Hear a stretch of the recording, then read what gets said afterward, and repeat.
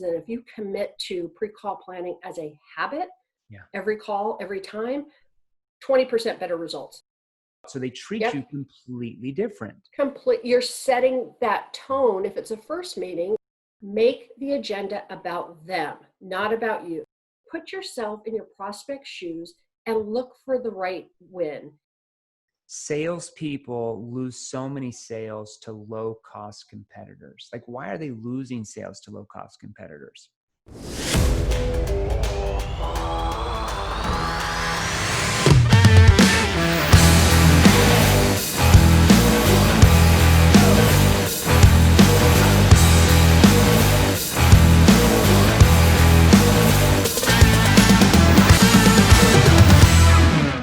All right, and I want you to whatever you're doing right now, whether you're about to pick up the phone to call a prospect, you're about to go into an important meeting, you've already met with their board several times, and you're just looking at that little edge to get you that sale.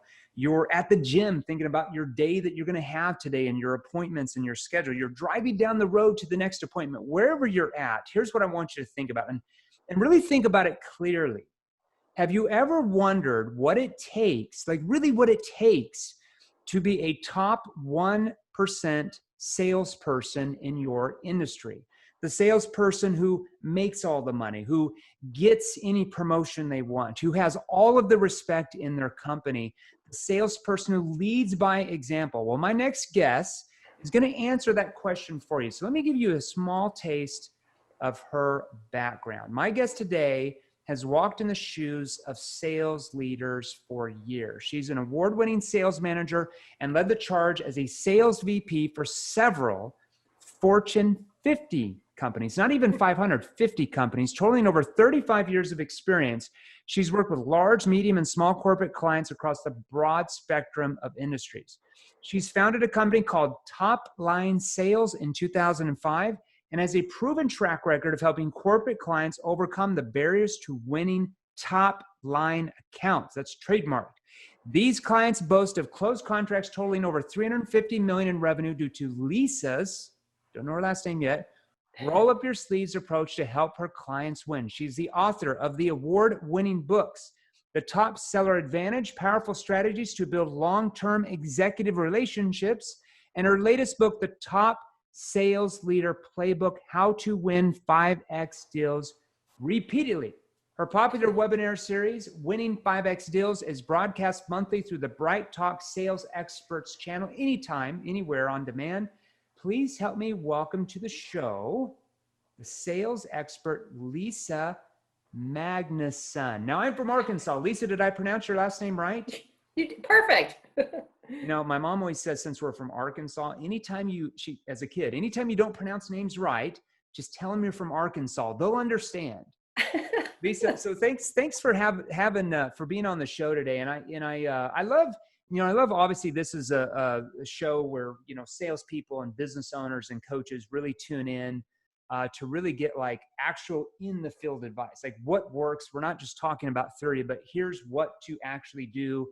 Take this off the show and go run with it, and you're going to be better. But I love talking about human behavior and using, different sales techniques that work with human behavior, whereas most salespeople are taught techniques that work against human behavior. So I love that you understand that.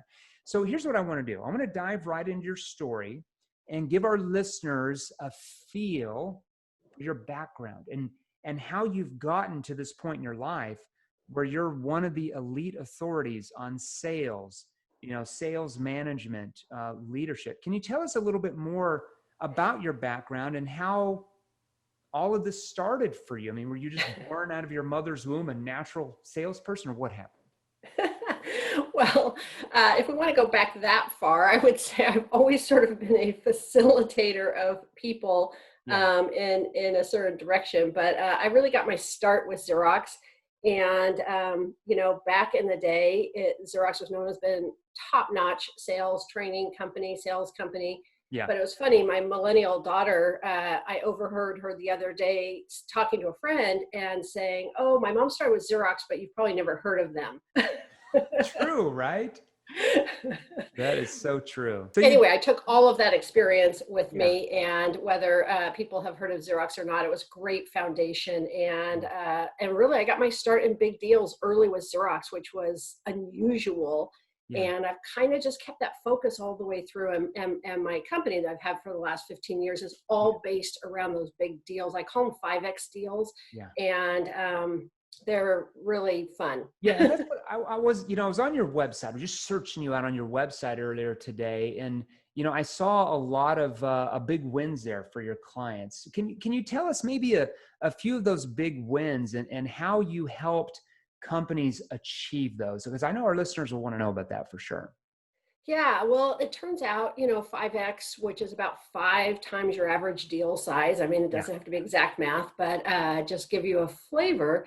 Turns out that you do all the same stuff that you do for your regular deals. yeah, You find out about their situations, you qualify them, you develop that relationship and sure. develop the opportunity and all that. But then you also have to do a lot more in Yeah. addition to that. You have Okay. to be very strategic. You usually have to engage an account team. And, that takes a little bit longer. It's more complex, but Yeah. the results are much bigger too. And Yeah. they really can be game changers. Current example, right in this pandemic time, Yeah. one of my clients, we had a 6-month training program, all set to go. And of course, instead of putting that on hold or canceling, we decided to just flip it to virtual. And then we also had to flip all the content. Yeah. So we did that, and it just ended last week. And one of the participants got a 5X deal literally the day before we had our final sessions. Right. And it was awesome. I mean, my executive sponsor goes, yeah, just paid Yeah. for the whole training program for scores of salespeople, just with that one big So deal. it's And it's that's so almost you're just typical. increasing you're basically like your DPL, like your dollar per lead, basically. So that lead or whoever it is, that prospect is typically you sell to them a certain amount that you sell to them, and you're basically teaching people how to increase that, like how to 5x that amount, so they can 5x their revenue, and if they're a salesperson, 5x their commissions, basically. Absolutely. Yeah. They have to spot that opportunity, that prospect that's has the desire Yeah. and the need Hmm. to do something larger. But once they spot that opportunity, if they kind of go into a little bit of a different mode, Yeah. all the normal stuff plus more, um, they are going to 5X their commissions, Yeah, 100%. Now, I want to know, I always ask this question sometimes. When you first got into sales, what was one of your worst days that you ever had? Okay, it was a series of days over the course of a summer. So Okay. Xerox was a very structured company, and at one of my jobs in Xerox was to be a specialist for that huge equipment that they sold way back when. And so they thought, as a specialist for this new giant piece of equipment that they wanted us to sell, that we would have to memorize a demo script verbatim, every word, including like every, and Right. it ruined my whole summer. So that was my worst day. I still have sort of Okay. kind of nightmares So a about whole that. summer memorizing one script. That's interesting. Yeah, it's like 40 pages. It was crazy. Wow. Interesting. Well, Yeah. hey, so here's what I want to know, and here's what we all want to know. So, that was one of your worst days to start out the day, but what steps did you take to become really the best at selling in your field? Like, what did you do differently than other people? Well, I don't know that I'm the best at selling. I absolutely believe that I'm the best at helping my clients get after these big deals. And the reason why, the kind of the key to success is I don't rely on, experiences from my early days or from years ago, or my training's not based on training I've been doing for 20 years. It's Sure. literally based on what worked the prior week. Yeah. Because my most popular thing that I do with clients is war room services. And that is where I literally engage with them, with the account team, with their opportunities, and we figure out how to get them. Okay. And that changes. That has changed dramatically over the years. It's changed dramatically in the It's last probably three changed in the months. last 3 or 4 months. Yeah, well, in the last just 45 days, I've helped 3 clients with finalist presentations. And so that's normal for me. But what's not normal is those were all live virtual finalist presentations. Right. And they've never done, in all three cases, three different clients, they've never done them before Yeah. that way. And so, yeah, things have So changed. it's about what's working now. Not, and that's what I really like about you. When I went through your content, it's like, it's current. A lot of sales training that I look at is, just a sales trainer that probably hasn't sold anything for 2 or 3 decades, that's still using sales skills from the boiler room days of selling, that just today's information age buyer would not work at all. They'd be laughed out of a boardroom if they try to use some of those techniques. And I was on your website earlier as well, just scouting it all out. Can you tell us more about the top line account methodology and why is it so effective? So kind of the top line account is that 5X account. And the methodology is sort of part of the equation. The methodology is, when you identify that, what do you do? There's certain words in sales that that salespeople don't love. Methodology is one of them. Process is another. Planning is another. But that methodology, all that means is, what do you do? What do you do differently? Yeah. And so that whole way that you do things is what I have learned over the years is what needs to happen to win these huge deals. And it's things like relationship mapping, like you said, getting down to the brass tacks of specifics. Relationship mapping. Well, that doesn't happen, slowly. It happens over time. Yeah. It's so that kind of way you need to think about your opportunity is a little more in depth, a little more complex. It's not a 30-day, it can't happen in 30 days. Sure. And it leads to these big deals. Basically what you're doing is you're systematically improving your odds of getting the contract. Okay. And I notice you have a system and I just, it's, I don't think you called this, but I noticed the letter of each word is IAACE. Could you break down that kind of 5-step process? You don't have to go through everything, of course, but what does that actually mean? Like that 5 part of the system, what does that actually mean? Well, the system, so that isn't one of my acronyms, so I don't break it down. So I'd have to literally go back and figure out what those letters are standing for. But, so if you identify one of those big opportunities, what do you need to do? You need to do a lot of research. You need to figure out what's important, way more than most people think. There's a lot of depth. Yeah. Then you need to start figuring out what relationships you have and analyze those, and then what relationships you need. That's one of the things that's changed over recent years, but also just over the last 90 to 120 days.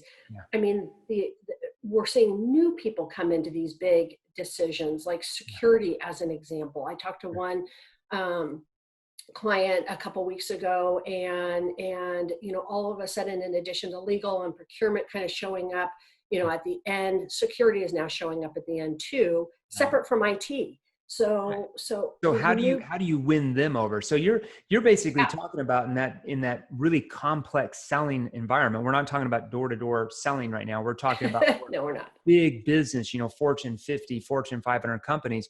You're talking about how to navigate in a complex organization that every year, like you're saying, seems to be more complex and complex. Yeah, which is why to get these big deals, and it doesn't have to be with a Fortune 500 company. I mean, I had one $40 million deal, and my client was in the ship building and repair business. And so their deals were big anyway, but this was especially big, was 5X for them. Right. And all the same things applied. So, you had to go through all those stages, all that same kind of analysis, what is the strategy, all the pre-call planning, every call, every step carefully planned in a very methodical way. And if you're on my website, that was one of the things you saw probably was the pre-call planning download. People can get that for free. It's just this 2-page awesome tool that I refine every couple of years, and I use it with my clients all the time. And I wanted to ask you that because I was going to ask you that question. Is you're really big on pre-call planning? I am. Tell us more on that and why it's so vital to do that if you want to be a top salesperson. Why is that so important? It's one of those tools that whether you're talking big deals or just every deal, it's one of those tools. It's planning for where the rubber meets the road. And Right. the rubber meets the road when you are engaging with your prospect, whether Mhm. you're talking to them, emailing with them, having a live meeting, you're in a big presentation with them, a demo, whatever it is, Mhm. that's where the rubber meets the road. And I am a huge believer that if you plan for that interaction in a very sort of systematic and methodical way and make that a habit, Okay. then you absolutely will be that top salesperson that you described at the beginning of your show. Sure. And I have seen that countless times, and there's statistics to back that up, Yeah. lots of statistics. The least of the statistics is that if you commit to pre-call planning as a habit, Yeah. every call, every time, 20% better results, What are a minimum. few things they can do in that pre-call planning, like specifically? Like, what are just a few things that a top salesperson does going through your process and pre-call planning that other salespeople just might not even think that that's even important? Sometimes it's simple, and I literally do this work with my clients every week. So, one, do they know enough? You Okay. know, Another word that or thing that salespeople don't like to do is like in-depth research. It's, sure, check LinkedIn, maybe quick check a website, but it's like, do they know enough? And is what they know important? Yeah. It's, just if you're just have some stats and backgrounds on your prospect, I mean, it's like that's does not really helping you a ton. So what do they need to know? And Okay. it doesn't have to be this elaborate thing. Pre-call planning is sized. It's Mhm. sized to, tell my clients there's a 15-minute version, there's a 30-minute version, there's an hour Sure. version, there's a 3-hour version, Right. all using the same format. So it's like, what do you need to know? But a common mistake, to answer your question, Jeremy, is, not thinking through an agenda customized for that conversation, sent in advance, and getting buy-in from the prospect. I see it Tell us all the more about time. that. Like, what would they need to send out? Like, when you say sending that prospect something in advance to get some pre-buy-in, tell us more about what that means and why it's important. So again, it depends on the meeting. If you're having a very formal meeting, or if you're going to be meeting with an executive sponsor, you're going to send out a formal agenda. It's going to be a Word document and whatever. Ah, Mostly it can be an email, okay. but it's not generic. That's the whole key. Is so you go through the pre-call planning process, that thought process and that planning process that creates your agenda, Okay. which is different. It might kind of mostly be similar, but it's slightly different. Sure. Then you send that out in an email and you say to your prospect, it's like, here's what I was thinking, would be the agenda for our conversation. Does this make sense to you? What do you think? What do you want Right. So to you're add? asking for buy-in. So you're sending, hey, John, pleasure to, meet with you here in a week. I did some research on the company and some things, blah, blah, blah, blah, blah. And maybe you focus on a couple of problems or something that they might be happening. And then just an agenda of 1, 2, 3, and 4. I'd like to discuss this with you, basically to see if we can help you. Would that be appropriate? Right. And then you're asking for buy-in from them or permission to discuss that. Or they might say, well, let's talk about this point and this point, but we'd also like to ask you about this. That way, Yeah. when you're there, you know specifically what they're looking for. Totally. And also the other thing about that agenda in advance, make the agenda about them, not about you. So if you set an agenda in advance and it's all about you, Right. so, introductions, review agenda, okay, that's fine. I even have some ways to make that about them, not you. Sure. But then it's like, about my company. Nobody wants Nobody that. cares. Nobody can. They don't care. It has to be about their company, about their priorities. Mhm. And then share what you learned through your research. That's a differentiator. Your competitors aren't doing that. They're doing that, sort of just no research or ineffective research. Just winging So it's it, like right? That's what I say. That most salespeople just wing it. wing it. So we're talking the opposite of wing it, but if you kind of just like, even if you just use my little 2-page thing, Mhm. you're going to be in the master group. You're going to be that top performer. You are. It forces a thought process that you're not winging it. You are thinking through that call and Mhm. you're improving the quality of the call. And I have countless times I've had salespeople tell me their prospect commented on it. Right. Like they said, you know what, really appreciate you sending that agenda in advance. Now I know exactly what we're going to discuss. Yeah. Or, you know what, this was a really high quality meeting. Yeah. Do you guys always have your meetings this way? Well, they look at you more of as like a trusted advisor or a trusted authority in your space, whereas most salespeople they view as just another salesperson who's trying to stuff their solution down their throat. So they treat you completely different. You're setting that tone if it's a first meeting, and if it's I practice what I preach every meeting, every client, every time. Agenda. Yeah. In advance, does this meet your expectations? Is this what you thought we were going to talk about? Yeah. You know, and then there's some things. So part of the pre-call planning is like, what can go wrong and what can you do? A lot of times you can do things proactively. Like as an example, let's say that it's not a first meeting and you're lucky enough to get the executive sponsor supposed to be at the meeting. Sure. But there's kind of probably a likelihood that they're going to skip it. You know, you haven't met them before, they don't have buy-in, whatever. Right. So what can you do? You can send an agenda where they have responsibility on the agenda. Okay. And then you send that in advance. It's like, well, I thought it'd be helpful if so-and-so covered this on the agenda since they're going to be at the meeting. You know, does that work for you? Or since you're going to have this person, we're going to have this person because they really want to hear what your executive sponsor has to say. So now you're kind of getting in front of a problem that could happen, which is that very important person. Yeah, you might show up and they're not there. So if you pre-plan that and that's in the agenda, likely that person you're sending to is going to pull them into that meeting. Exactly. It's so powerful. That's brilliant. So what do you, just along that line, I know you were talking about this just a second ago, but tell us a little bit about your top sales leader playbook and why it's so powerful to go through. I know you touched on it, but so that's my latest book, and really proud of that book. And I wrote it for sales leaders, but also not just for sales managers, sales VPs, but account quarterbacks. So if you have a big opportunity, there's that person that's designated as an account quarterback. You know, maybe it's the account manager or the global account manager or the national account manager, just the account executive, whoever that person is, kind of that hub. So this is really funny. I was having a conversation with, I was on a podcast with a host from England, and they're like, what do you mean by quarterback? What's the quarterback? So for your international listeners and viewers, it's just that, you know, that person who's in charge, you know, kind of leads the effort. So the book is for that group, although anybody could see value. And it's literally a playbook. There's 16 plays. And they are very practical, and they fall in the areas of leadership required to go after big deals, how you go after big deals, that methodology, how do you execute, like pre-call planning is a way to execute, and then culture. What does the culture need to be? And there's plays under each of those parts.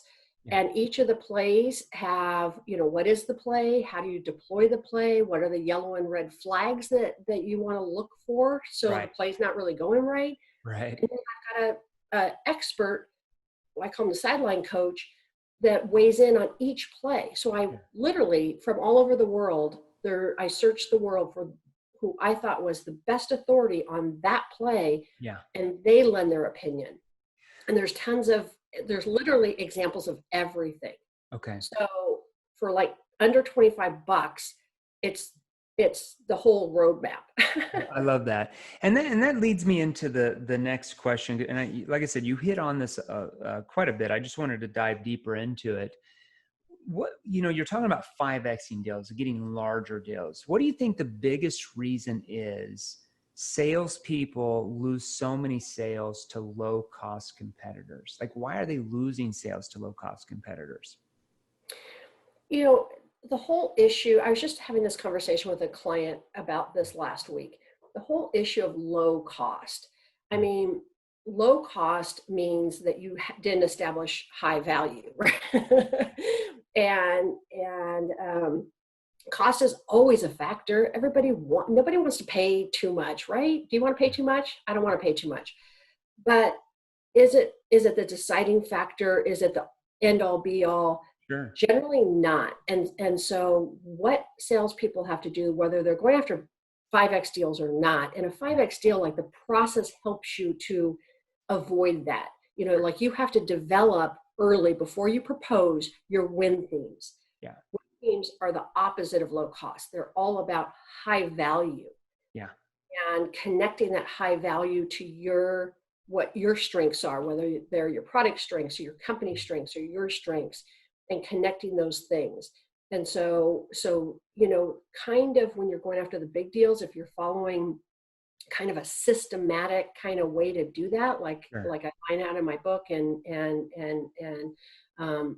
adhere to, it kind of accomplishes that. I don't have customers, we don't get to the end and their prospect says, well, we're Well, not buy because yeah, because you're they recognize that your price is going to get them the result they want. You know exactly. what I'm saying? So, we teach that to salespeople all the time. If they look at your price and they're not sure that it can get them where they want to go, well, they're going to look at your price as a cost or a bill or Yeah, something that they just don't have the money for. But if yeah, you can identify, if you can ask the right questions at the right time in the conversation, we call that becoming a problem finder and yeah, problem love solver. that. If you can become a problem finder and ask the right questions at the right time, that helps your prospects realize what their problem really is. Because most prospects, I hate to say, don't even realize they have a problem. And if they do have a problem, they might not recognize how bad it actually is or the consequences if they don't do anything about it. Maybe they feel like they can just kick it down the road. They don't understand that. Your question helps bring that to the surface, right? Yeah, And if they yeah, view it like, oh, wow, okay, we're losing, let's say, $20 million a year in revenue. We've got this hole and their solution is going to cost 300,000 to fix that. So we get 20 million next year. Well, all of a sudden that 300 grand seems pretty cheap compared to not losing another 20 million this year. That's the difference. 100%. that 100%. And I love that, being a problem finder, and this notion of win themes that's sort of part of this 5X journey is it even takes it up a level from that. Yeah. So it takes those problems which you described so well, or opportunities, and it takes it even up a level from that to, what are their really priorities? Yeah. What, in addition to solving this problem, what are they really trying to do, and why is that important? Yeah. What's going to happen if they don't do it? Yeah. And what's going to happen if they do it? And so if you can get to that problem in the way that you described, and you can even get a level up from that to their priorities and why those priorities are important, rarely are you going Well, to have a price issue. the problem is preventing them from achieving their objectives. You're there to Exactly. solve that problem. So that price looks very tiny on that scale to solve those challenges and problems. Exactly. What's one big piece of advice you'd give a salesperson right now that might be finding it harder because, might be finding it harder to sell because of the pandemic or the economy? You hear that a lot. What's one piece of advice you'd give them right now? You know what? Here's the one piece of advice, and I started with a lot of clients. I mentioned the training program that we started that training in March. It was live, immediate, had to flip to live virtual. Mhm. It was across multiple states. And so where we started when this thing hit is, do I even contact my prospects or clients? And if so, how? We think back to March, and that's where your listeners probably were too. Sure. And so how we kind of moved through that was a lot of putting ourselves in our prospect's shoes. Yeah. It's like, what are they going through? What are they doing, thinking, feeling, and what value do they need right now? Not in general, right now. And where are they going to look for that value? And is there any piece of that you can provide? Yeah. You might not be the total solution, but maybe you can provide a piece. And so maybe what you're going to sell right now is a little bit smaller than what you would like to sell. Mhm. You might not be talking 5X deals right now, but maybe you're talking a deal that could lead to a 5X deal. Sure. Yeah, Some of my clients are getting maybe you're 5X talking deals, 4X. Yeah, I mean, I'm sure there are, but right? Companies still have problems. yeah, You still have a solution to solve those. And sometimes because of the pandemic, their problems have become even greater. And your solution exactly. needs even more for them to solve it. And if they don't, they could be done.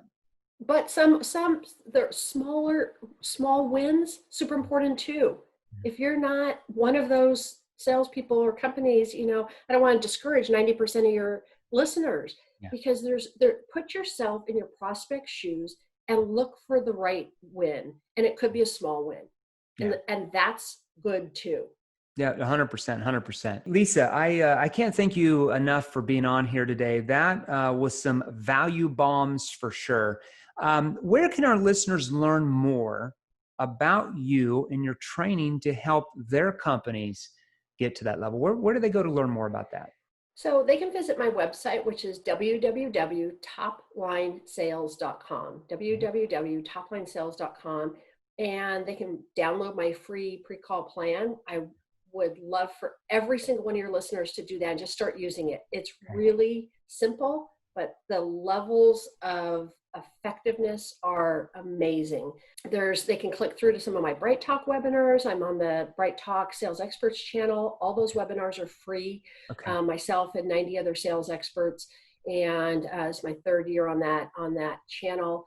All of that, my books, if they want to buy either of my books. I'd love for them to go to opt in there. So what was that website again? Topline Sales. Okay, so www. toplinesales.com.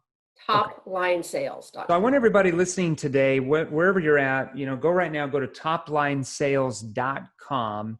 And you said that you can download or how do they get access to that? Yep, they can download, they just put in their information, they'll get added to my e-newsletter list. So there's a little bit of a trade, but they get that 2-page pre-call plan guide. Yeah. Also, my newsletter's like once a month.